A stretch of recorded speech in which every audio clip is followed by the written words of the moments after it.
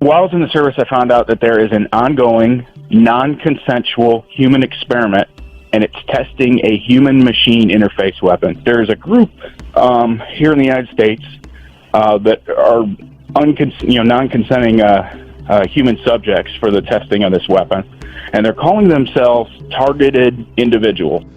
We are seeing an alarming rate of complaints of use of electromagnetic weapons, microwave auditory effects, silent sound spectrum, EEG cloning, which has taken the lab out of the laboratory and into the home. Most of these, from the research that we reviewed, can be done remotely.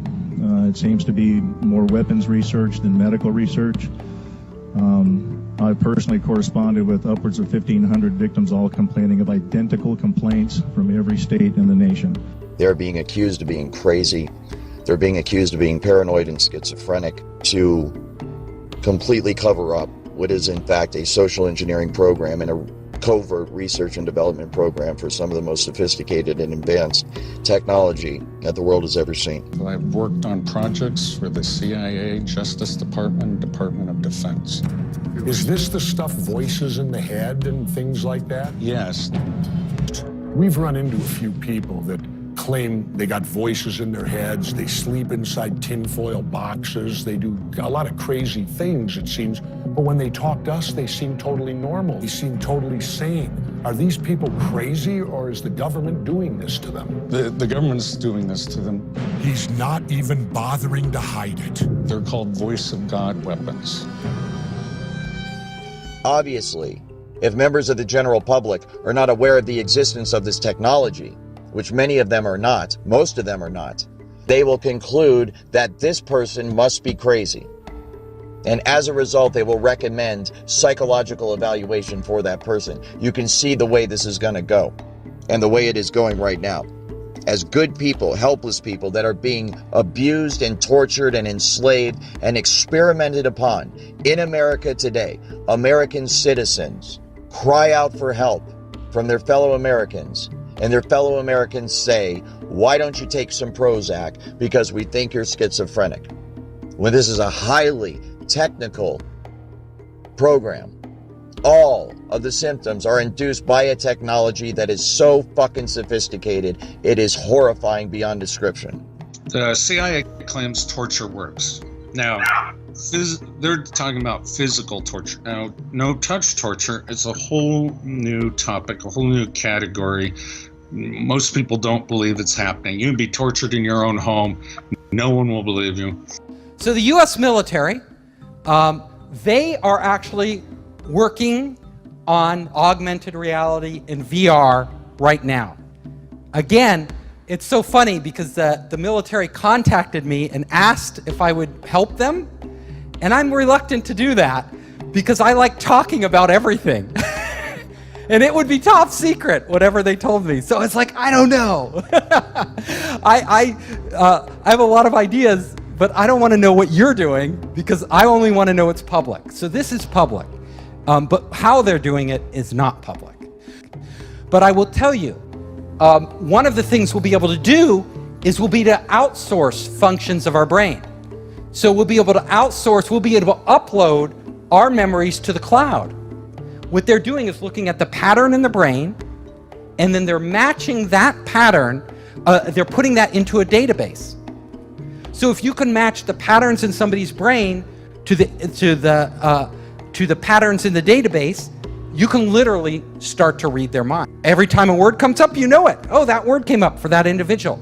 Now, will the patterns be identical in every person? Probably not, though the information will be stored in slightly different places. But it wouldn't take long for you to train a machine to read your mind. Now, that's just the beginning. They may be able to have algorithms sophisticated enough, and they get enough samples, enough data, that the AI could actually learn over time what the general rules are for different words, and then you could apply it to anybody. Remember, we were talking about cloning.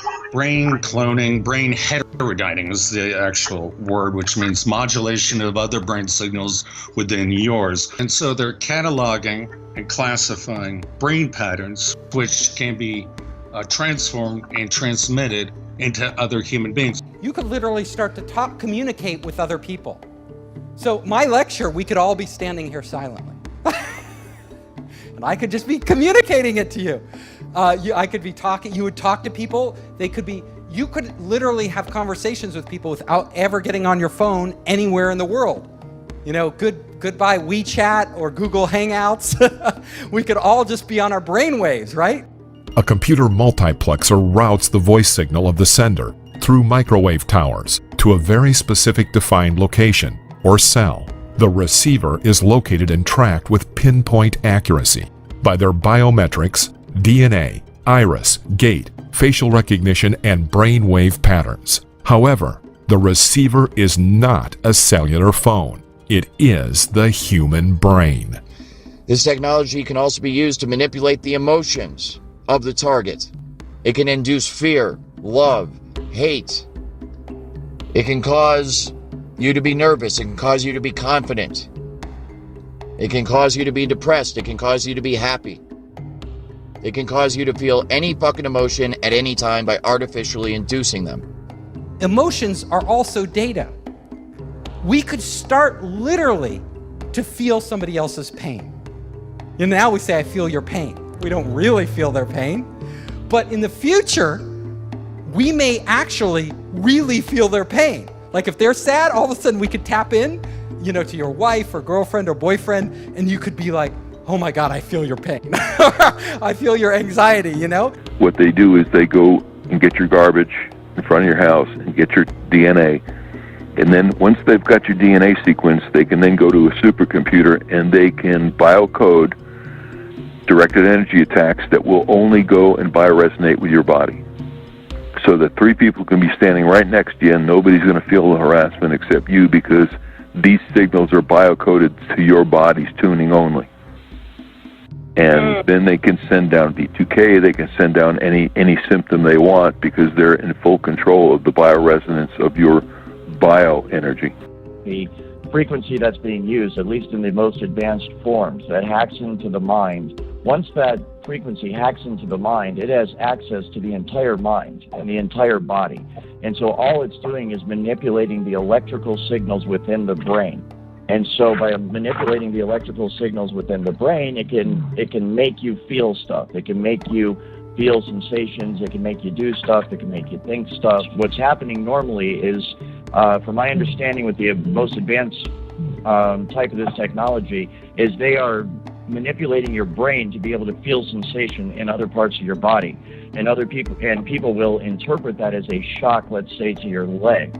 It feels as though someone's shooting you with energy or a frequency or a spark or electricity in your leg, but there's not actually anything being shot at your leg. What's happening is they are manipulating your brain, and then it is causing you, within the part of the brain that deals with touch and sense and feel, it is causing you to perceive that someone is shocking you in your leg, when that's not actually going on. It's just generating that feeling in your mind. And let me give you an example that a lot of TIs go through. They will say something like, I'm stabbing you in the back.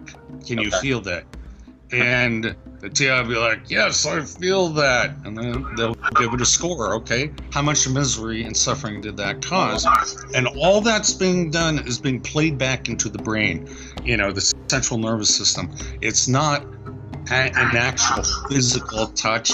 There was no harm being done in terms of the physicality of the individual, but they'll go through these like 3 a day different tortures. Okay, we're gassing your eyes with tear gas, and their eyes will actually tear up. There will be a response, and they'll itch and they can't see.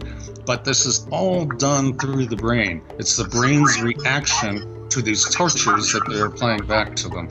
So the brain feels the pain as if it's real. That's right. We call it no-touch torture, and so the assumption for most human beings, well, if I don't see blood or mutilation, it can't be that bad. Well, what the brain perceives is far worse than that. In fact, the pains are amplified, sensitized, and are extremely vulnerable to these circuits being stimulated. Torture itself, it's a high stress level. So one of the objectives of torture is to keep them at maximum pain and the highest stress levels possible. And it breaks my heart to know what's being done to them by some real, sick, evil, out-of-control people who have taken their positions of power and authority and taken advantage of it. They have violated the trust of the American people. They have violated the trust of the stockholders in their companies. They have violated the trust of their co-workers. They violated the trust of their employees. They violated the trust of their family and their friends.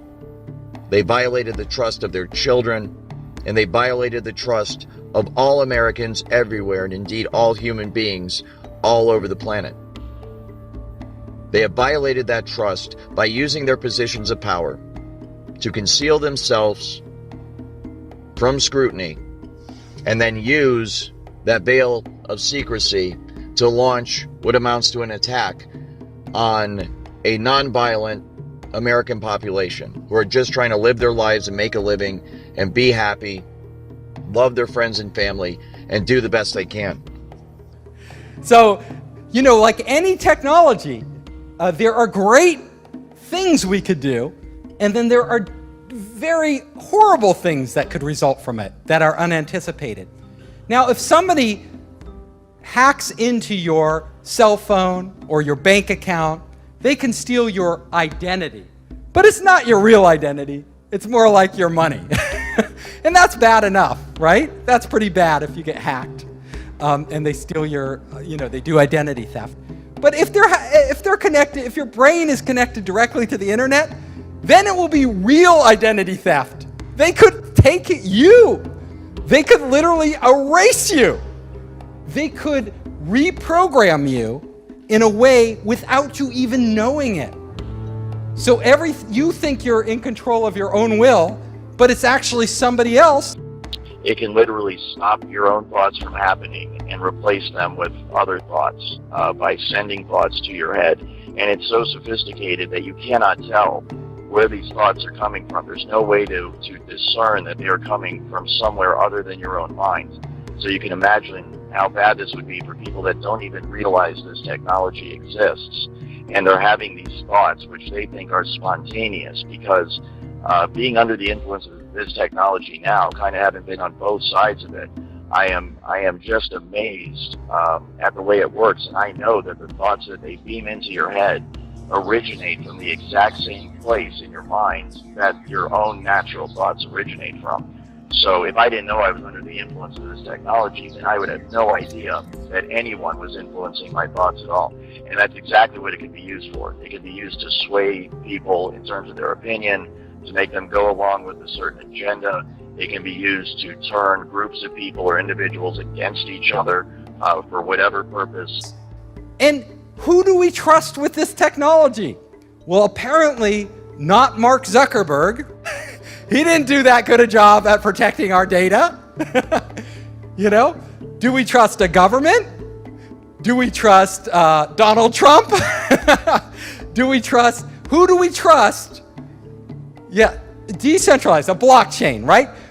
You're going to have technology that protects us. Technology which really doesn't exist today, and it has to be so foolproof, and we have to have so much faith in it that we're willing to open up our brains to that potential of being hacked. So my final slide here is that, our future could go two ways, right? We could literally create heaven on earth. So we are all one giant being, and we are all working in unison, and we are experiencing these amazing things. Or it could be hell, where there's some evil AI or evil people controlling everything we do, and we're more like zombies, where we don't even know it. Like, we think we're free, and we're not actually free. And I always thought that was a possibility for the future. I'm aware of some of the predictions of the future and the direction the country's going, and it could get really bad. Some horrible things could happen in the future. And one of the things I've been struggling with, trying to wrap my mind around, is that this is not about the future at all. It's happening right now in America today. And it's a goddamn disgrace. What these people have done is turned this technology into a video game, and that is exactly how they approach it. They approach it as though they are playing a cross between Sid Meier's Civilization on their computer and Sims, where they are controlling all of civilization and also controlling people on the individual level. It is infuriating. It is highly, highly illegal, and it must be stopped now.